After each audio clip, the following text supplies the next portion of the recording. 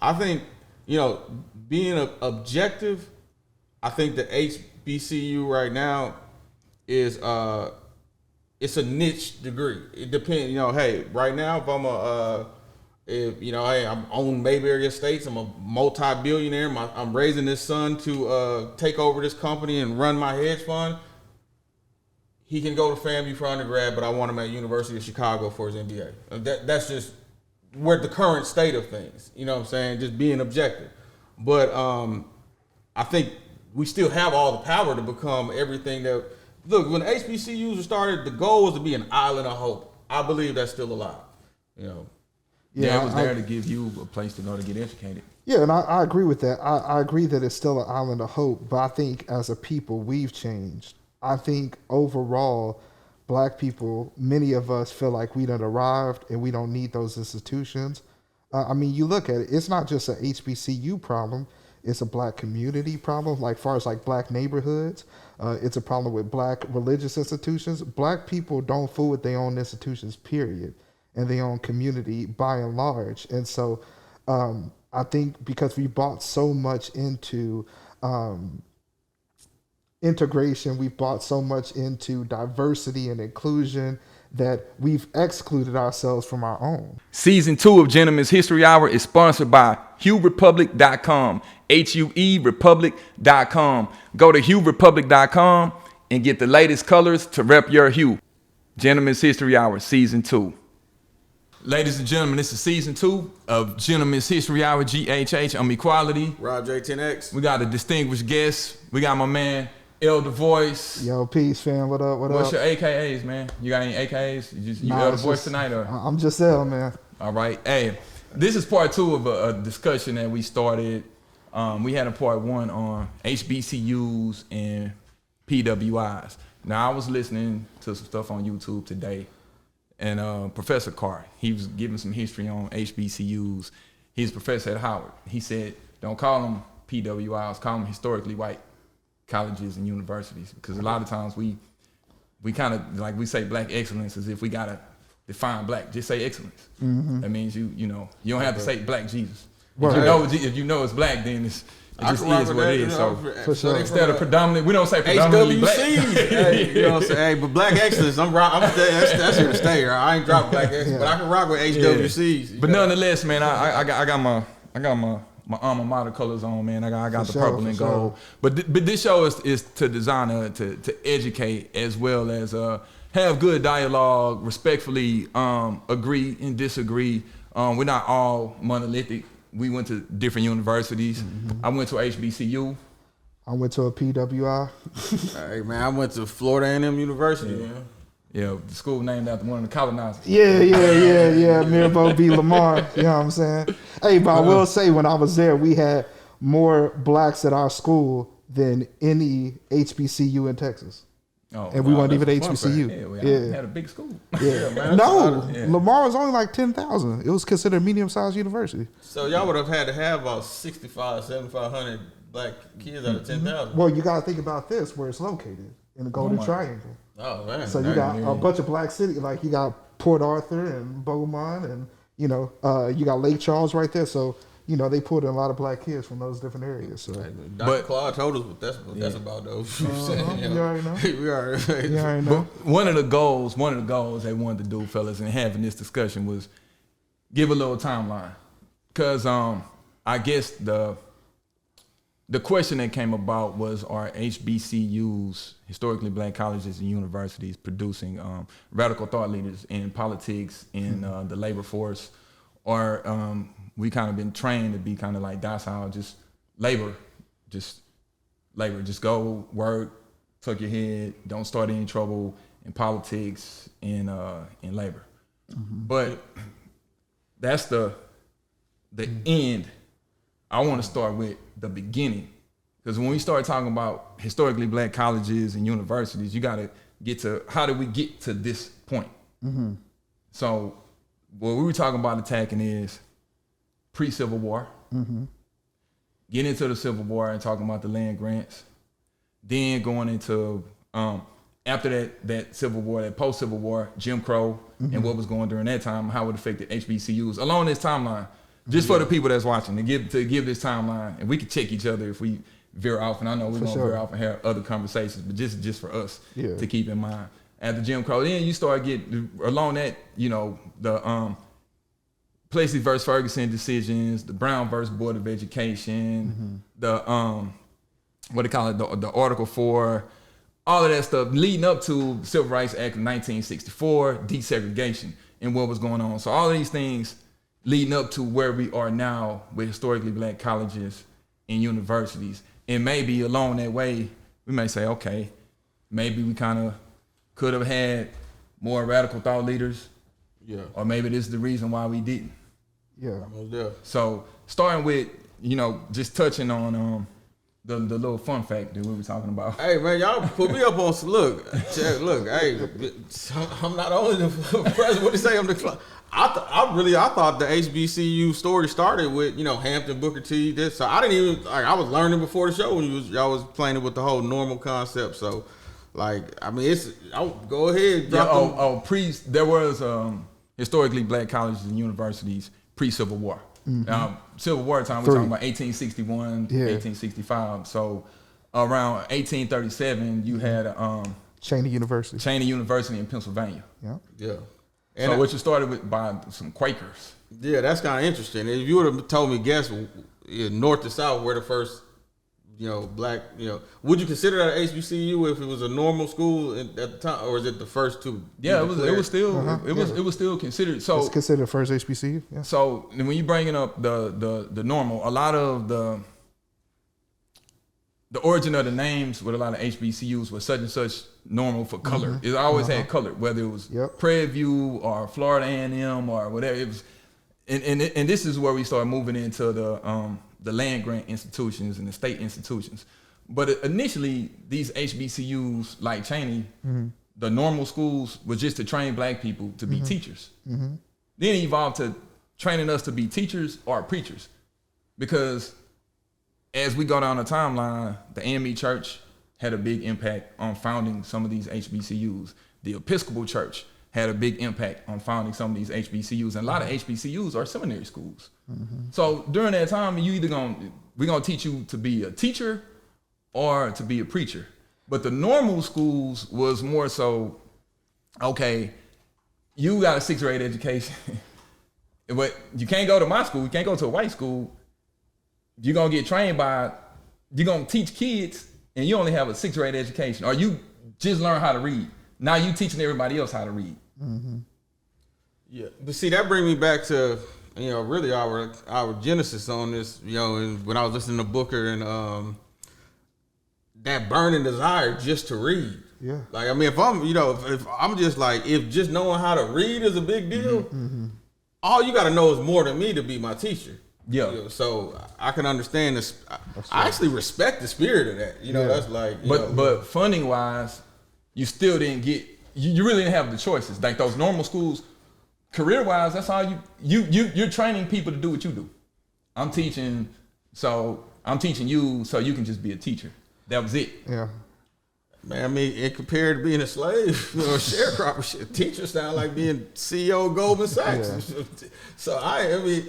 Look, in some 2020 eyes, it sounds crazy, but some 1860 eyes. But because you got to think about this too. You got to consider this. Why were they just teaching them how to read and stuff in the beginning and how to be teachers? Well, because who was the labor force already at that time? We were the labor force. Yeah. So teaching skills, we had all the skills. You know what I'm saying? So, but what didn't we have? We didn't know how to read. The education. You know what I'm saying? So I'm glad you brought that point. When you go to the comment you made about HBCUs being up north, right? To go to college during that time, the elite class. So the northerners had a chance to go to school. Down south, you got to remember, now we going into the Civil War period of down south. You still didn't have the schools down south. We're still talking about the Pennsylvania schools started pre-Civil War. So Civil War starts to occur. 1862, Lincoln signs into law the Mural Act, Morrill, white representative from Vermont. Okay. He never went to college. He was like, hey, I want to, give everybody an opportunity to go to school, right? So with that, they wanted that labor force to be able to go to school and afford it. Okay. So those land grants, that's what started Texas A&M, which was the first land grant institution in Texas. When you had an A&M, the agricultural and mechanical. Okay. So you because we moved into that industrial age. Yeah, or the A&I, the agricultural and the industrial, the such and such A&I, the such and such A&M. Remember, these are the southern. Now we get into the southern belt of the HBCUs. But the only thing about it with that Mural Act, it cut us out. No, we just want to say with the land grant status was, in theory, was it supposed to be a dollar-to-dollar match? So for every, the federal government would, initially what was proposed was they would match a dollar. What was supposed to happen? The first federal support to higher education. So they were granted like 30,000 acres to the different states down south. Now you sell some of that land to build an institution. Now that land originally was Native American land. Shout out Talik. So this Native Americans, man, they land just got chopped and screwed. The indigenous people. Yeah, the indigenous got chopped and screwed. We didn't really we were still those normal schools, even down south. We didn't really get our piece of the pie until the second. They had to do a second Mural Act. Now this isn't for the state schools. These are remember, these are the land grant institutions, all the A&M, A&I type schools. Which were really like the little brother. They became like the little brother to the big brother white institutions. So the 1890 Mural Act, that's when Congress was like, okay, we got to give some equal funding to the Negroes. Initially, remember, it was just the land. Your question was it supposed to be a dollar for dollar? If you could tell somebody that, we talking about the Confederate South. Right. Okay. Because remember, around the time after the Civil War, we went through Reconstruction. Okay. So during the Reconstruction time, we had the Freedmen's Bureau. Remember, we had an episode, we talked about the Freedmen's Bureau being down south and kind of giving federal aid. It's like the first welfare to a certain extent. So we were getting a little federal aid, and that started. Because we also had black representatives who could enforce stuff. And then that also started a lot of like the AME, the African Methodist Episcopal, the Methodist. Yeah. They started founding some of these HBCUs. So then you had either the philanthropists. Yeah. For a lot of the state schools, you had the philanthropists and free blacks. Okay, and then too, just for the viewers and even clarifying for myself too, with this is it Morrill Act? So with the land grant status, is this kind of the origins of why you get like a Florida A&M connected to Florida State, a Southern A&M connected to LSU? Yeah, because remember, we couldn't go. I can't go to Texas A&M. So the little bro is Prairie View A&M. You can't go to Florida State. You can't go to the University of Florida. Right. Okay. They don't want you in there. So that second Mural Act, remember the first one was like, hey, we didn't get no cut. Right. So they had to go back and do a second basically. Homie Justin Mural, he lived long enough to say, oh, I got to put a second one out. Yeah. So the 1890 Mural Act was, but it's still underfunded. Okay. Because now we jump the gambit a little bit. So what happens is the institutions that have federal aid, which includes the land grant institutions, the state is supposed to match the federal aid each year. Okay, the state was supposed to match. The state was supposed to match. So you're getting the federal aid, and then the state is supposed to match that. That excludes the private institutions. Right. So we're not talking about Howard, Hampton, Tuskegee, Morehouse, Spelman, which a lot of those Xavier, were started as seminary schools. So remember, they're private institutions founded by churches. So like Xavier's Catholic, Dillard is Methodist, or some abolitionists. Okay. So they don't get any federal funds. Okay. And this is just to give context. When we started talking about historically black colleges and institutions and revolutionary thought and revolutionary products coming from those institutions. Just to lay the groundwork for all of the people that's watching it. So imagine, let's say a real life example, Tennessee State. Okay, the state is supposed to match. So what they found out was from 1950 to 2021, the state wasn't matching. Yeah. They were owed, I want to say, $554 million. So you got to think, since the 1950s, every year, if you get federal aid, let's say federal aid, they saying, okay, we're going to give out $50 million. The state is supposed to match the $50 million. The state's not matching that. Right. They're giving it to University of Tennessee. Yeah. Right. They're not giving it to Right. Tennessee State. Right. So now you're already behind the 8 ball. Right. So now you're not getting that federal funding. And if you're a private institution like the Xavier, you ain't get anything. You're relying on endowments. Yeah. So who's gonna have a bigger endowment? Harvard or Morehouse? Right. Yeah, that make perfect sense. And then I like the way one of the Tennessee State alums put it, was like, it's not that we didn't get, the $554 million. It's that we've had to come up with the $554 million. So they had to match it out of our own funds. because they're not getting it from the state. Yeah. So now they're like, whoa, like, we got $50 million. We expecting to match it. Now we got to dig into our own coffers. Yeah. Like, whoa. Yeah. Yeah. Now that is. Hey man, she didn't expect to pay for that Tulum trip. She Yeah, thought you I mean, was gonna pay. Now she like, I gotta spend my own bread. Bruh. Man, but that's a lot of. 500. That's a lot of. That's a lot of M's. And that's from the 1950s. So now we getting into what they say on Clubhouse, Landing our plane. to land it. Yeah, So now the build up. We got into that post Civil War with that second Mural Act, which is like, okay, it's supposed to offer some aid. Yeah. But then remember in the 1890s, 1896 or whatever, and the day may be slipping me, you had Plessy versus Ferguson, which is separate but equal. Okay. Man, they got some words. They got away with words. So you can go. Let's keep it home, right? Yeah. Yeah. You can go to U of H, but you gotta sit outside the classroom. Yeah. The white kids can sit in.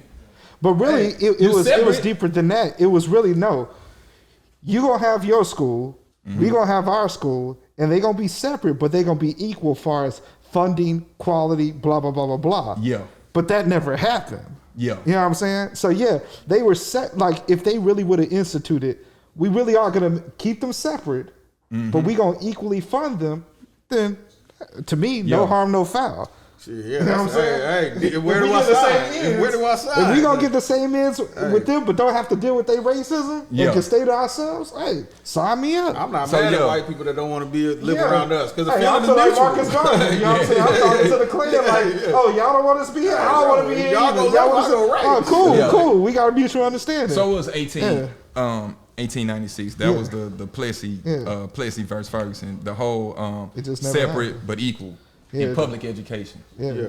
So now, in that post-Civil War, we still moving up. We still not getting a lot of the funding, but we are transitioning from the normal school to becoming those agricultural and mechanical schools through those Morrill Acts. So you got the state schools, which is like, you say, Alcorn State. But then you got the A&M schools, which is like a Florida A&M, Prairie View A&M, those agricultural and mechanical schools. Remember, that whole deal was down south, we want a place for them to be able to go to school, the working class, to have an education. Up north, it's the elites, to be able to afford it.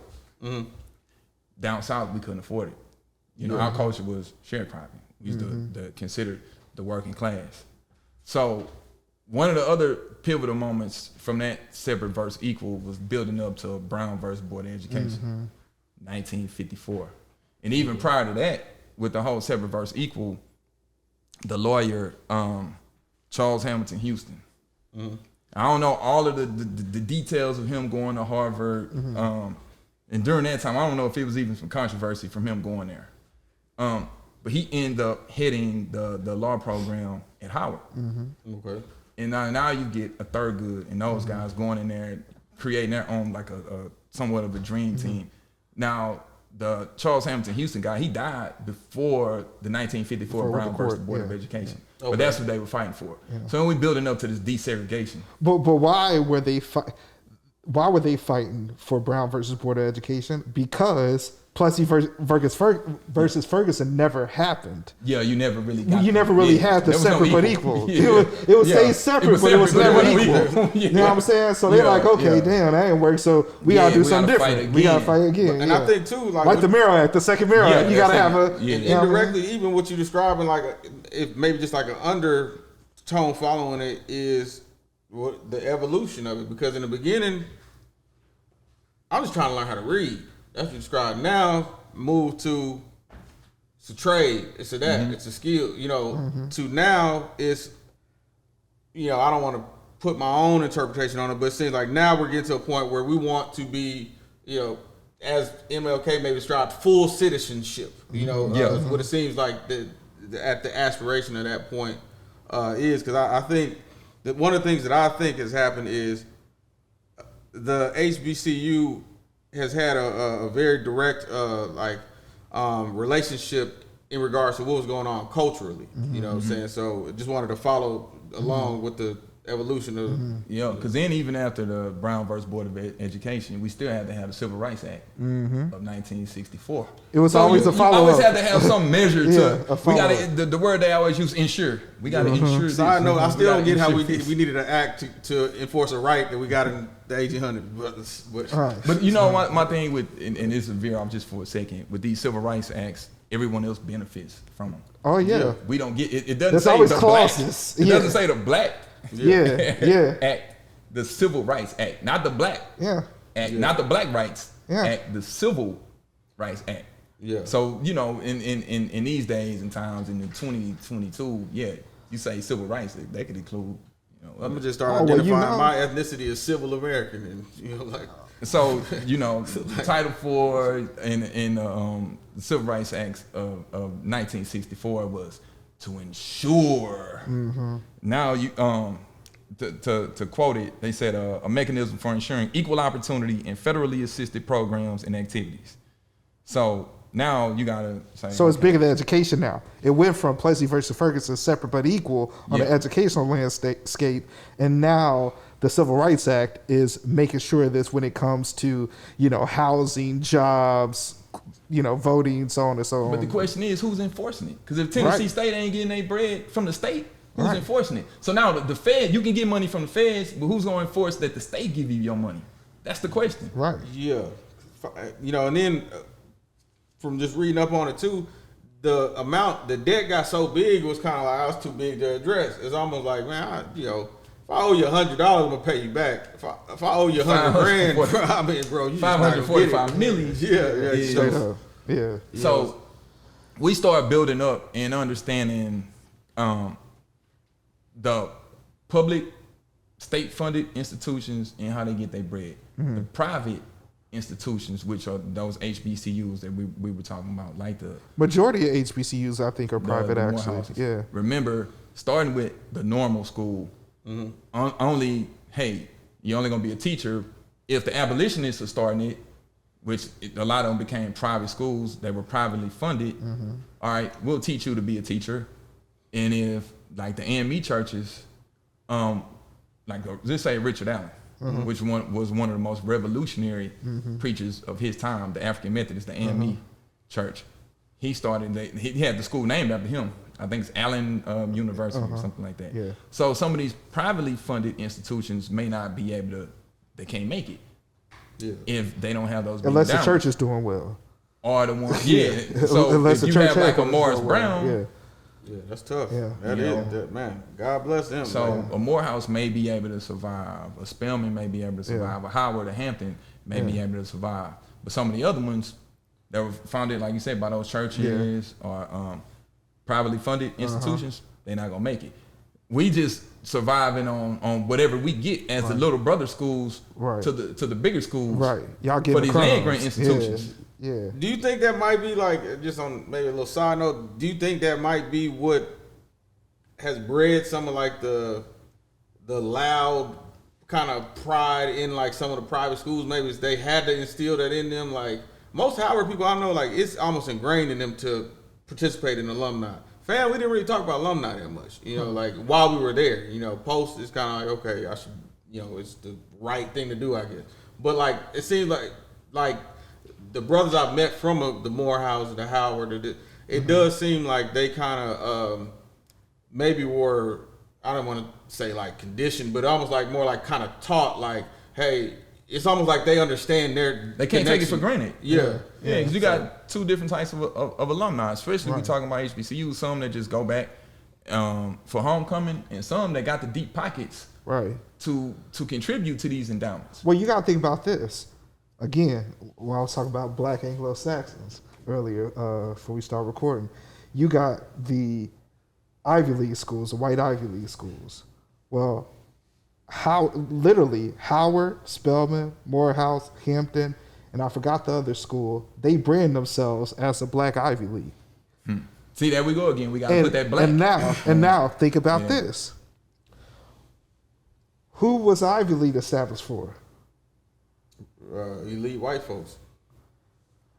Who go to those particular HBCUs I just named? Oh, now we're getting into the class. Okay, so there is class. And right. Because Howard costs $50,000 a year. The class is. I couldn't afford to go to Howard. Yeah.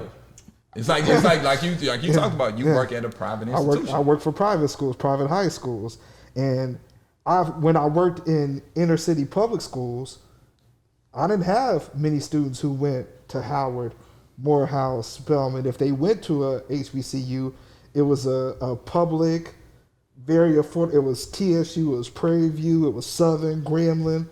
But when I started working in the private high school realm, where tuition is $30,000 plus, them are the kids that are going to Howard more because they can fit the bill. Because those schools don't give good aid. I don't like to see, and I do take issue with the whole we're the black Ivy League, because it's like because I talked to a sister before who was talking about like Hampton, we only let 3%. The goal is to weed out students because Hampton is elite, and I had to tell her, I said, listen, shorty, Hampton ain't elite. It might be elite in our world, but you don't put Hampton on a resume and send it to an investment bank firm in New York and they pick it out because you're from Hampton. And that's just being real. No, Hampton is elite. I said an MBA from Harvard starts you off at $400,000. Don't talk to me about Hampton when we're talking about, like, we're just saying in the corporate thing. It may be an elite experience. It might be something that brings. What she's saying is it's elite amongst Negroes. Yeah, it's the top of this. Yeah, tier. It's elite amongst black people. Yeah, it's now you going outside of you veering out. Yeah. It's one thing to win the SWAC. It's another thing to win the SEC. Right. You know what I'm saying? Yeah. So she's saying we won the SWAC. She was talking like they won the. But you know what? To a degree, Rose Bowl. But to a degree, like it's a double-edged sword. Because on one end, like. Damn, it's like you being bougie, like for real. But on the other end, if we think you're black first, okay, in our realm, it is elite. It is one of the elite schools within our. If we think you're black first, but let me. Or should we use white people and white institutions as the measuring stick? We should replace the word elite with excellence. Bam. Because elitism is bourgeoisiness. Like y'all talked about with the links and the boule and it goes back to that white Anglo-Saxon, that black Anglo-Saxon mindset. Okay, well, is that considered what these institutions are producing? Not saying that she's the, I don't want to just use her as the model for Hampton, but to go to the origin of this topic, schools like that are producing people with that train of thought. Oh, for sure. As opposed to, and when they get out, who do they fool with? Yeah. Hold that thought. Yeah, okay. Because we still on the timeline. Yeah. Now it's desegregation time. Because remember 60s, 70s. And one of the things that we talked about in part one, we were talking about the predominantly white schools or the historically white schools on the West Coast. The UCLA, the Cal Berkeleys, and they producing the radicalism on those campuses. Yeah, we know the Panthers were there, and a bunch of them were starting the Southern California, the Southern Cal leg of the Panthers, and then you had Ron Karango or Malana Karango with the US organization, and they got into it at UCLA, fighting with the administration over programming, instituting African studies programs. Yeah. Now, it's one thing to think that that's an isolated event, but there were also events at HBCUs. Texas Southern, 1967, Tennessee State, 1967, Southern University, 1972. Southern University, they were protesting. They wanted more black board of trustees. Because remember, now you get into that realm where the board of trustees can hire and fire the president. We want an African American studies program. Some of the misnomers is that, at HBCUs, they don't even fight to have an African studies program. Or they say that they don't need it.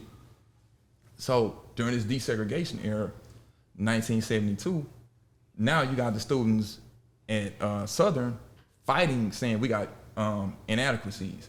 LSU was getting federal, the federal funds, the state is matching it. We ain't getting that. We got a black president. We got the what'd you say, the Black Anglo-Saxons. So what happens is the National Guard is sent in because the students are protesting. They even shut down one of the football games, so they protested on the field at one of the football games because the Southern football games was a big thing back then.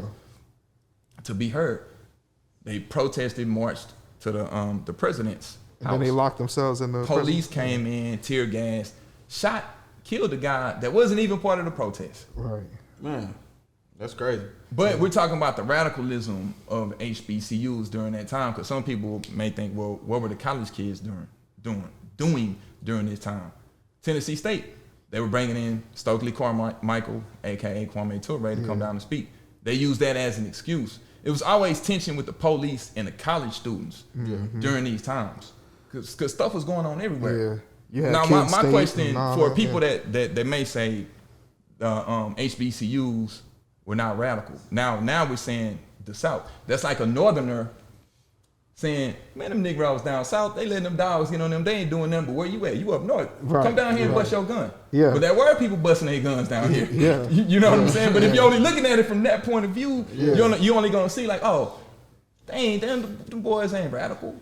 So now if you are going to a historically white institution, you may look at it with the eyes of like how a Northerner may look at the eyes of like a Southerner during that time. So now TSU incident didn't even happen on the campus. Which TSU? Texas Southern University.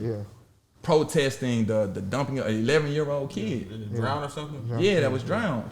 So then they get into it with the police. We're talking about the college kids that are starting things in these Southern historically black colleges and universities. Now, as we build up to the point that we're talking about now some people may say, is that spirit still alive? Or did we lose that? And through the context of what we're talking about, what do y'all think? And I'm gonna ask y'all, is that spirit still alive? Or do y'all think somewhere down the road we lost it? And if we did, at what point do y'all think we lost it? Did we get complacent and become, hey, I'm a black Ivy League school? I don't think it ever could get lost, but I think, you got certain genes that's dominant and recessive. I'm this color man, but I'm capable of having a child that's, pale skin. So it's I just think the gene is recessive at this point, and it's been recessive for such a while. I think it would take something more and more and more dynamic, and I think because the culture, at the end of the day, like, that was a part of the culture, being revolutionary. Black and proud, the afros, the culture was there during that time. Exactly. So, it would take, something like, really just, it would almost take like a modern phenomenon to really bring that, and then also not only to bring that back, but to bring the unison back too, because, it's almost like now we kind of have so many subsets of blackness, So, but I don't think it's dead. Like, I just think it's so what do y'all think the historically black colleges and universities, and of course there's no way to quantify this, or are we just producing a working class? Go ahead.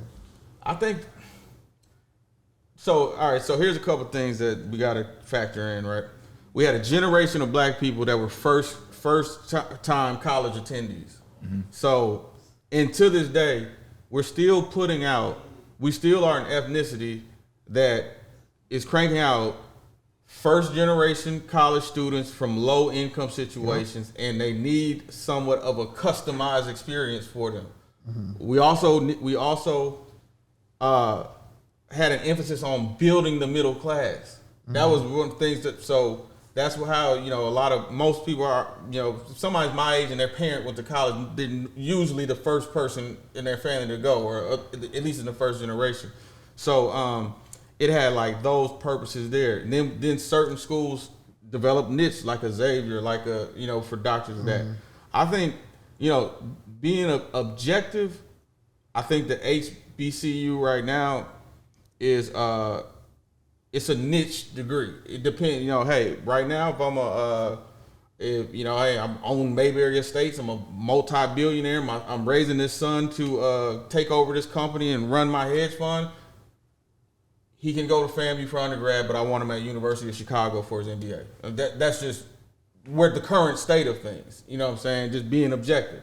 But I think we still have all the power to become everything that, look, when HBCUs were started, the goal was to be an island of hope. I believe that's still alive, Yeah, it was there to give you a place to go to get educated. Yeah, and I agree with that. I agree that it's still an island of hope, but I think as a people, we've changed. I think overall, black people, many of us feel like we done arrived and we don't need those institutions. You look at it, it's not just a HBCU problem, it's a black community problem, like far as like black neighborhoods. It's a problem with black religious institutions. Black people don't fool with their own institutions, period, and their own community by and large. And so I think because we bought so much into integration, we've bought so much into diversity and inclusion that we've excluded ourselves from our own. Carter G. Woodson spoke about this in The Miseducation of the Negro, that the more and more black people got educated in white ideals and a white mindset, the more we actually start to distance ourselves from our own and not be able to relate to our own. And it's sad. That book was written 100 years ago. And that's the reality that we live in currently, is that the biggest problem to black progression, whether it's with HBCUs, the community, religious institutions, what have you, is the black upper class and black middle class. Like, we just have to be honest. Most of us get our education, get our degrees, and we cut ourselves off from other black people unless they're in the same social economic class as we are. We don't fool with them. You know what I'm saying? You know what? I feel a little guilty after, because I just said one side of it. Because I have seen the HBCU.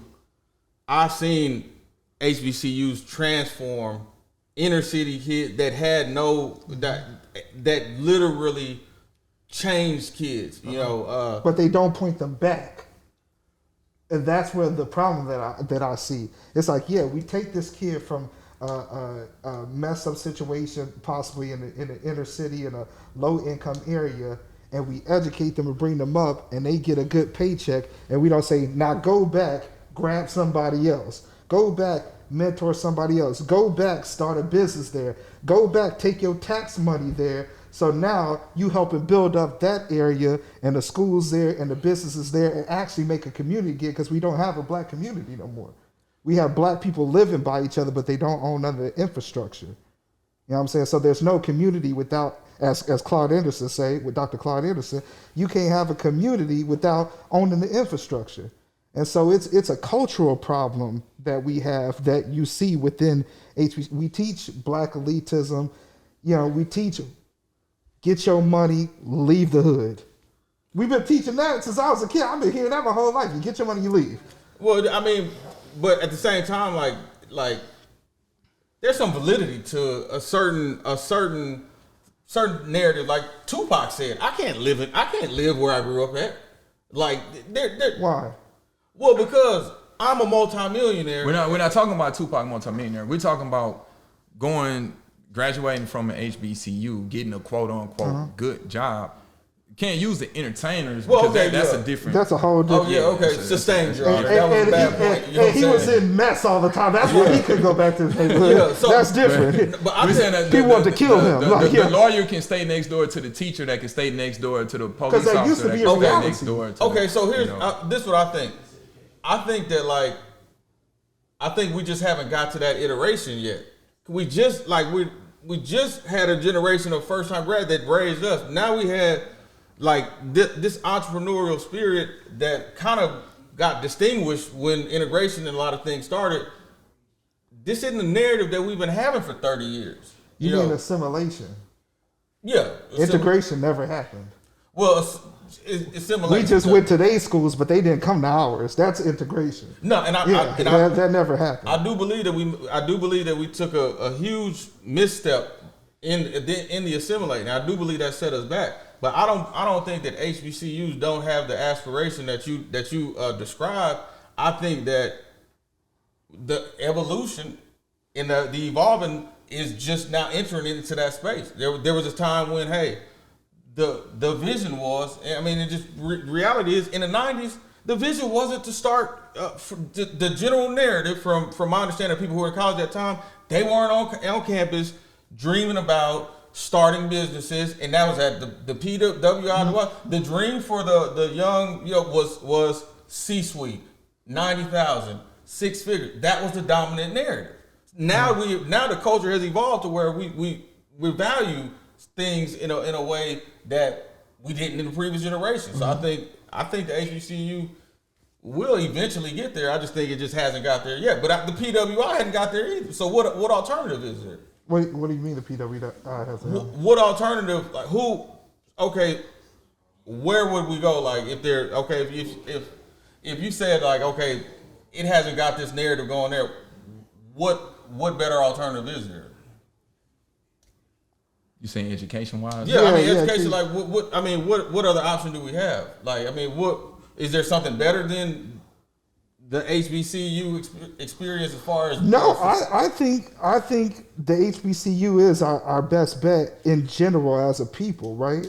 I just think as HBCUs, I think many of them have drank the Kool-Aid and have like presented this quote unquote black experience, but promoting values that don't help us solve our own problems. It's brought into American materialism, American consumption, and not into having a black first mindset to like, we go, like Booker T said, let's build up our skills so we can build up our wealth.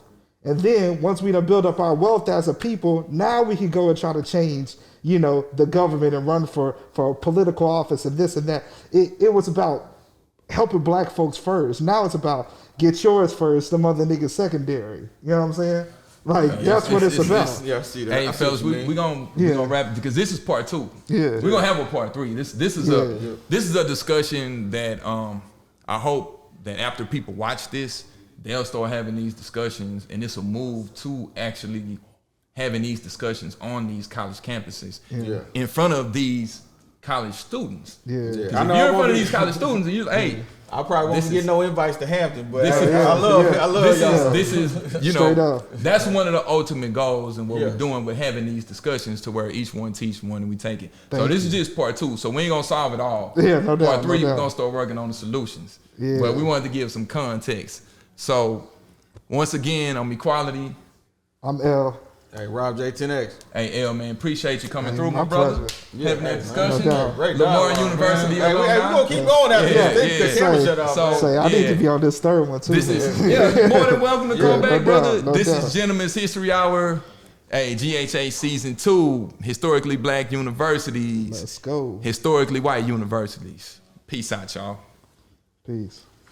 If you're watching this on YouTube, man, hey, y'all, hit the subscribe button. Hit the like button. This is Gentleman's History Hour.